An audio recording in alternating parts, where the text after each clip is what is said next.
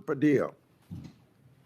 Well, thank you, Mr. Chairman. Appreciate the opportunity to participate in this hearing today, which is our, at minimum, annual opportunity to ask questions as we fulfill our obligation to provide accountability over the Department of Justice. So just sort of to level set a little bit for folks in the audience and for folks watching at home, the Department of Justice is supposed to be the nation's guardian of fairness and the rule of law. The power of the Department of Justice is built on public trust and a belief that prosecutions are based on facts and law, not on politics or personal loyalty. And I call that out, Mr. Chairman, because when that breaks down, when the public trust breaks down, then justice itself is at risk. But under this Trump administration and the leadership of Attorney General Bondi, I believe the independence of the Department of Justice has come under attack. The department has been reorganized, it's been realigned, and repurposed in ways that we've never seen before. Important offices have been closed, key programs dismantled, and agents diverted, all without congressional authorization or transparent justification. Now, these are not minor bureaucratic changes. They represent a fundamental shift in the Department of Justice's missions and priorities, its policies, and its practices. Now, for example, career prosecutors have been pressured to change decisions in politically sensitive cases. Ethics oversight has been taken away from independent career professionals and handed to political appointees with little experience in these matters. Internal working groups have been created to revisit investigations involving President Trump and his allies.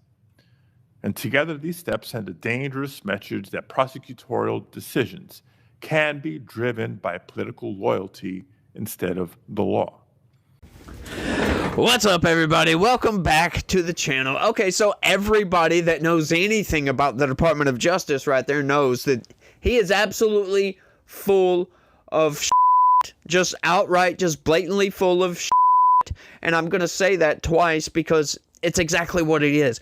Congress does not dictate policy to the Department of Justice. I'm sorry, Congress does not dictate policy to any of the federal government.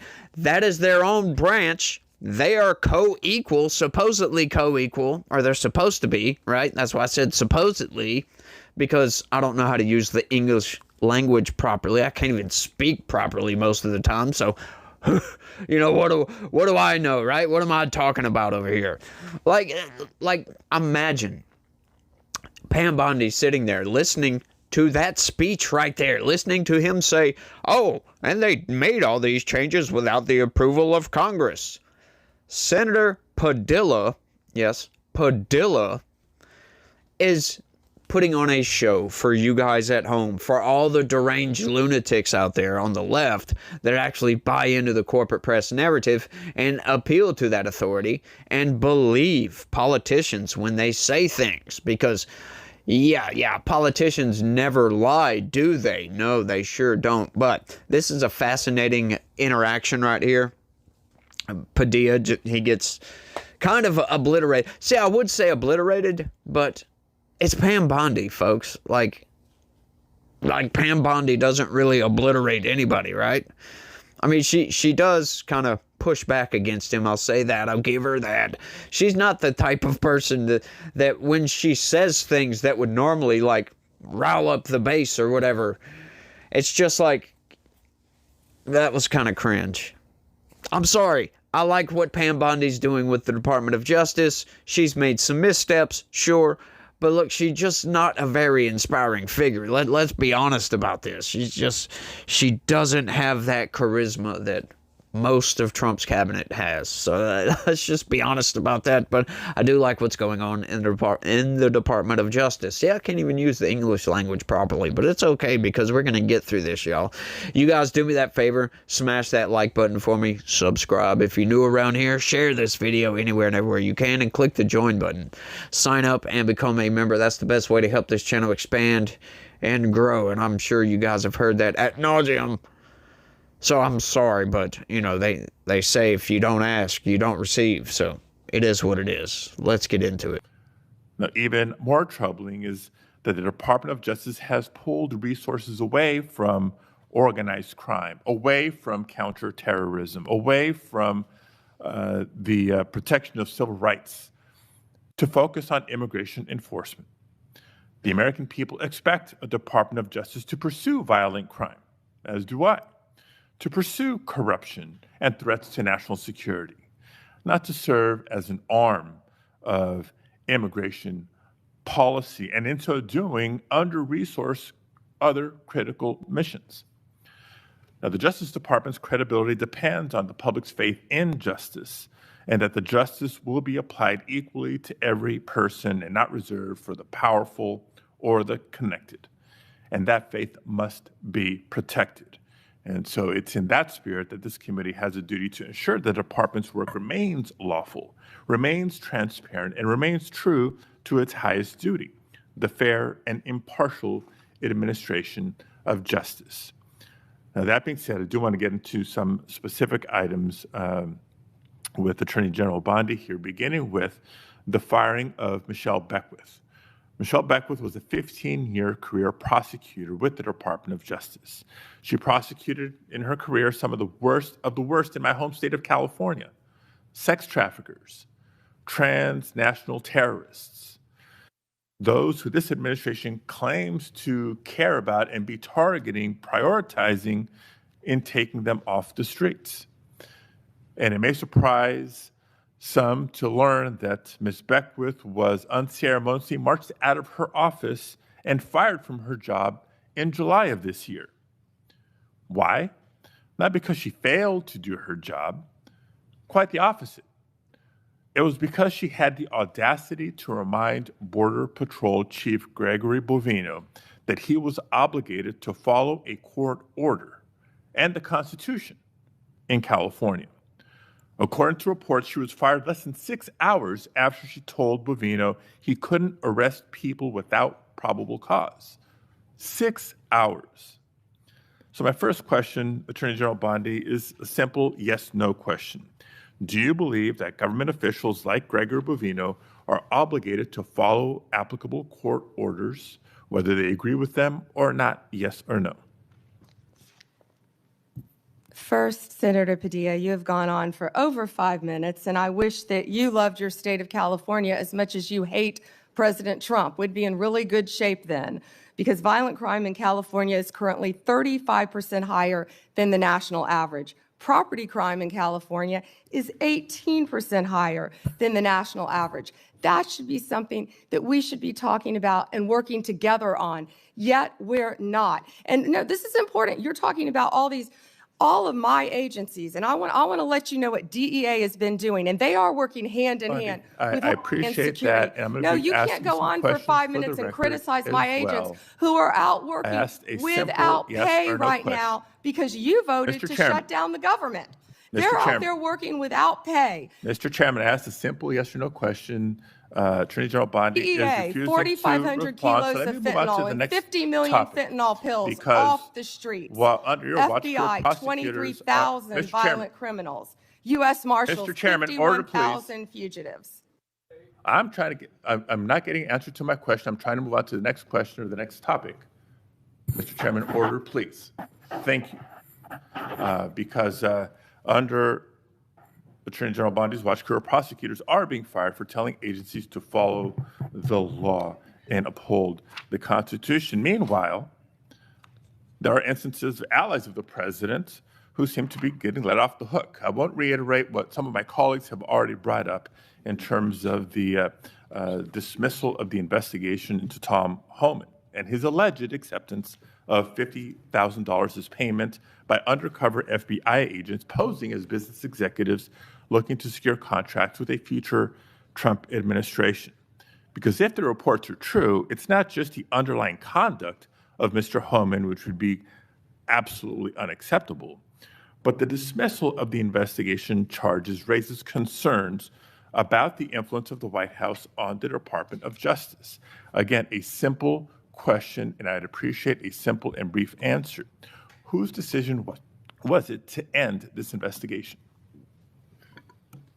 I have answered that question multiple times, yet you didn't have the courtesy to be sitting in here for the hearing. I'm not going to answer it again. And I find it interesting that you want order in this proceeding now. Excuse me, Senator. Then you I will want ask a order in this follow-up question. proceeding Mr. now. Chairman, order, you sure please. didn't I have will ask a order when you follow-up question. stormed Secretary Noem Mr. Chairman, at a press Mr. conference Chairman, in order, California, please. did you?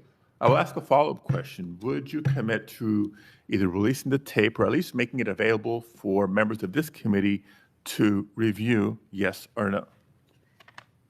Senator, you have not been sitting in here this entire hearing. I've answered the question, and I also want to tell you that our ATF agents have seized 25,000 illegal firearms. So we will try again and move on to a different In your topic. home state, we are prosecuting Chairman, illegal order, aliens please. who have raped Mr. and Chairman, murdered young order, please. girls. Thank you. So when I haven't been in this hearing, I've been watching from my office, monitoring the entire hearing, just so everybody is aware. But since I'm not getting answers to my questions, I'll try to ask one last subject area. Now, again, there's been increasing concerns about the politicized decision-making and the erosion of internal safeguards that protect prosecutorial independence. Before we even get into the integrity and independence of prosecutions, we get into, you have to ask the question about the independence and integrity of investigations themselves. The director of the FBI, Director Patel, was here before us just a few weeks ago. Attorney General Bondi, you are the Attorney General of the United States. Director Patel reports to you. Do you believe he's doing a good job, yes or no? I believe Director Patel is doing a great job. You know where he is right now, Senator Padilla? Right now, you asked me a question. Yes, Director I know Patel where he right is, now and I know where is in he's headed Chicago, because you said Senator it earlier Durbin, in the hearing. fighting to keep You've said Chicago it earlier in the safe. hearing, and yes, I have been paying attention. You know, you want order in Chairman. here now, yet you stormed the Director of Homeland Security, Kristi Noem. You sure didn't have order that day, did you, Senator? Attorney General, you are under oath. I did not storm the secretary, the video. Oh, that was makes on that very video. That clear. video has been released, I believe, very public. Mr. Chairman, recent actions raise serious concerns about Director Patel's judgment and politicization, including lawsuits from former FBI officials alleging retaliatory firings and his decision to cut off longstanding partnerships with civil rights organizations and his decision to fire an FBI agent for refusing to engage in a, quote, perp walk of James Comey. And on top of all that, his prematurely claiming that subjects were in custody after the shooting of Charlie Kirk. I take Attorney General Bondi's endorsement today of his work as her support for those actions. Thank you, Mr. Chair. May I respond, Senator Chairman? Yes. Under Director Patel, 23,000 violent criminals have been arrested, a 91% increase over last year. More than 1,500 child predators have been arrested. We are making cases in your jurisdiction constantly in California, and I wish you would care about those cases. We have disrupted 1,600 gangs and criminal enterprises, 1,600 gangs within this country, thanks to Director Patel and the great men and women of the FBI. So, Senator Padilla, are you sure you did not storm that press conference? Are you sure about that? You're absolutely sure that, I mean, the video has been widespread. Hands up, hands up. I'm Senator Alex Padilla. I have questions for the Secretary, because the fact of the matter is a half a dozen violent criminals that you're rotating on your hands off. Many of our ICE agents have been docked for doing their duty. Even pressing charges for what we just witnessed here. Oh, you know what? I don't even know the senator. He did not request a meeting with me or to speak with me.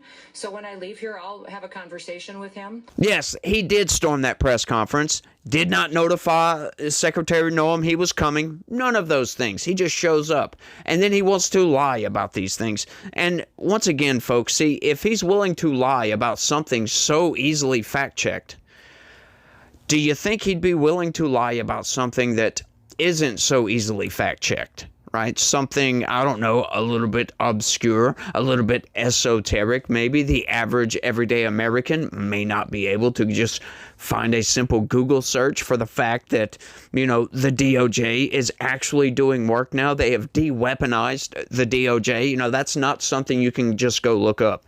You must stay with your nose down into the news constantly to figure these kind of things out, right? You would have to be in the news during the entirety of the Biden administration and looking at, you know, the DOJ being weaponized, arresting Trump's, not only his lawyers, but his accountants, his treasurer, anybody and everybody, all the way down to his freaking valet. That is right. His valet got arrested.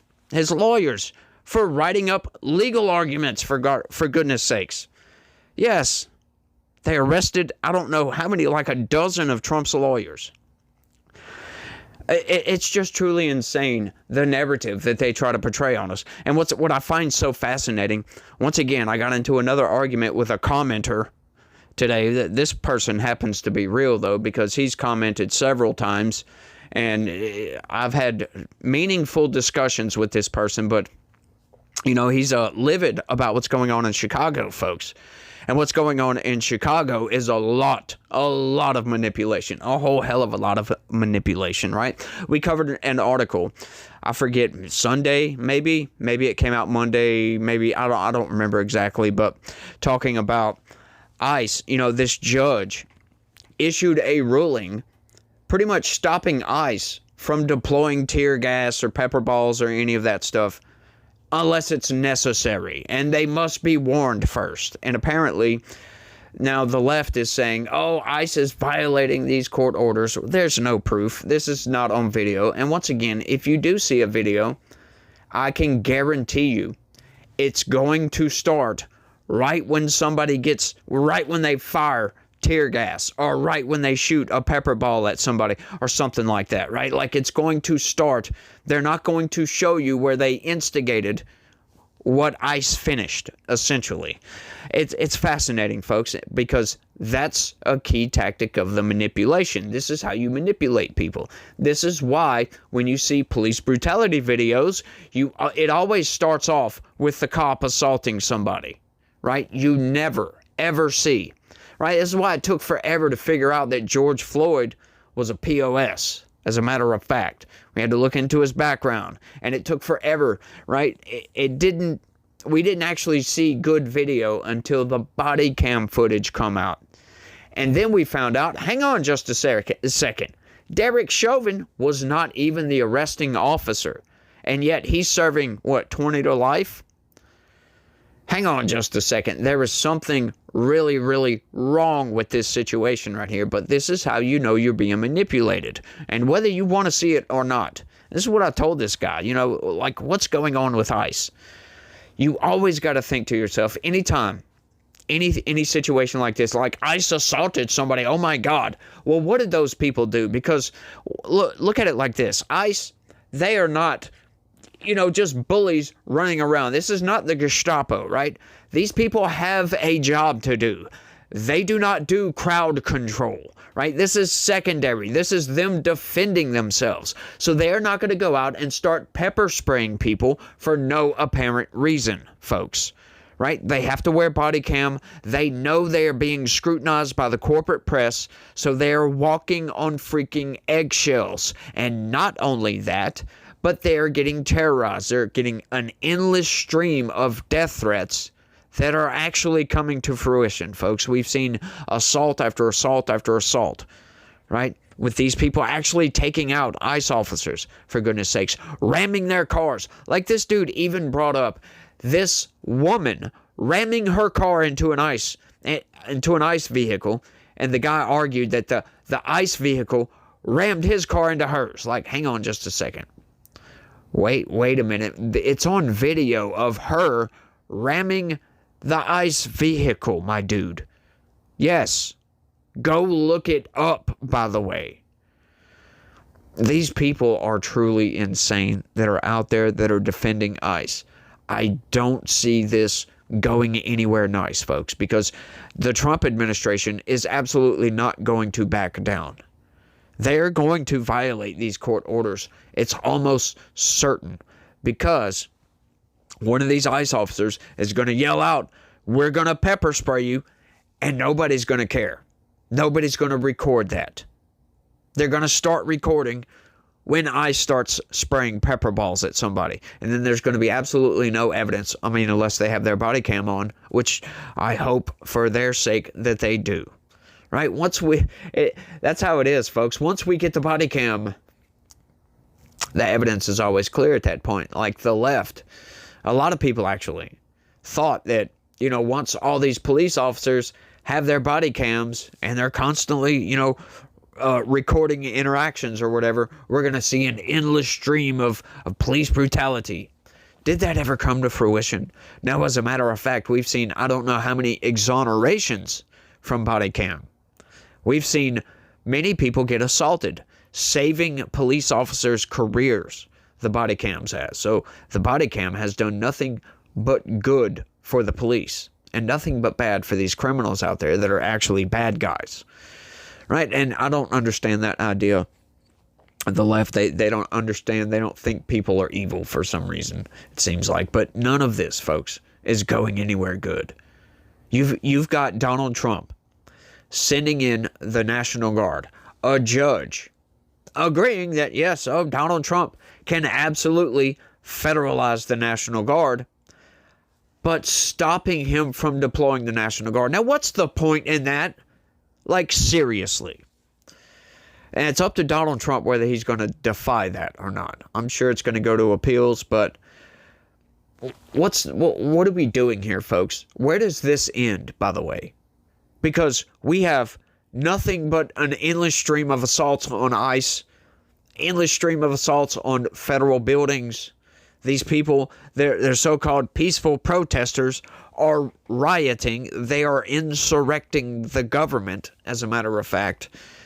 And they want to call it a peaceful protest. This is just giving me flashbacks from 2020, folks. This is not going anywhere good. You've got J.B. Pritzker telling them to get out of my state. Where do you think this goes, folks? The Trump administration absolutely has a right to defend federal property. I mean, look at Brandon Johnson. Look at some of those orders, some of those executive orders. Oh, my God. Calling for ICE-free zones. Like ICE cannot go to an empty parking lot to kind of coalesce and come together and do whatever they got to do before they raid a business or an apartment building or whatever it may be. Trying to prevent that. You've got lawmakers in California trying to bring up measures to where if ICE wears masks, the local police will arrest federal law enforcement. Does this go anywhere good, folks? No, it doesn't. Absolutely it doesn't. I do not like what I'm seeing, and this is entirely the fault of these far leftists. I'm not even really poised to call them far leftists, to be honest with you, because that is mainstream Democrat ideology, as a matter of fact. Let's protest law enforcement, for crying out loud. And then what's funny is all the moving of the goalposts here. All of it, right? Because at first it was, no human is illegal. No human is illegal. And now what do you hear from most of the Democrats? Well, of course we want to get rid of the hardened criminals that are in the country illegally. Is that so? Well, then what happened under the Biden administration? If you guys love strong borders and you want to get rid of the hardened criminals that are in the country illegally, then what happened? Why were y'all completely silent during the Biden administration? And that seems to be a revolving trend, don't you think? Look at Epstein. Completely silent. Now they're gnashing their teeth about it. It's fascinating, don't you think? How can we try to compromise? How can we try to make policy with people that deny reality, that will actively lie to your face? Nuh-uh, I didn't say that, right after saying whatever they said. How do we deal with folks like that? How do we deal with the corporate press that are constantly trying to manipulate everything? And how do we deal with people that actually believe it, that don't care about the truth whatsoever? They don't care about the truth. They don't care that they're being manipulated. They just care that, oh, somebody told me something I like, so therefore it's true, and you are a scumbag if you desire or seek out the truth. Is that so, my dude? Fascinating that is. I think I've rambled on for long enough. I just noticed the timer. I didn't think I'd gone for that long, folks. I'm sorry. But you guys, y'all let me know. I could keep going if I wanted to, but I'm not going to. Y'all let me know what y'all think about all this down in the comments section, y'all. Seriously, like, I just don't like what I'm seeing. And, you know, you start putting pieces together, what Democrats are saying, and everything that they're saying, like, on the mainstream, and it's like, that's kind of extreme. That's not far left. There is no more far left. As a matter of fact, the Democrat Party itself is far left. The vast majority of it. Now, I'm not talking about voters, because there's many voters out there that are upset with Democrats right now because of where they're at policy-wise, right? It's insane. Like I said, I could keep going, but I'm not going to. You guys let me know what y'all think. Don't forget to smash that like button for me. Subscribe if you're new around here. Share this video anywhere and everywhere that you can. That's the best way to help. The second best way to help this channel out. The number one best way is click that join button. Sign up and become a member. That would really, really be a big help, you guys. But y'all make sure and do all that for me. And y'all remember that God has a plan for everybody. And he loves each and every one of you out there. So y'all try to have a good day and stay legitical. Peace.